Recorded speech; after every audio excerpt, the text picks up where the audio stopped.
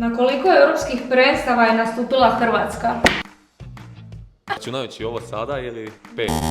Dobro, znači Hrvatska na koliko je nastupila prvenstava, znači na 3. Minus. Nemoj sad. Minus. Pritis. Te brojke mi ne idu nikako vrati na... Na kojem europskom prvenstvu nije nastupila Hrvatska? 2012. Jedno lagano.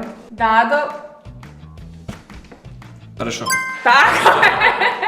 Ajmo dalje. Ko nas je izbacio 2016. godine na Euru u osmini finala? People fall in love in mysterious. Portugal. Tako je. Koji naš igrač je zabio najviše golova na svim europskim prvenstvima od samostalnosti do danas? Ivan Perišić. Tako je. Bravo, pobjednik. Daj sad to nekog upakuj se.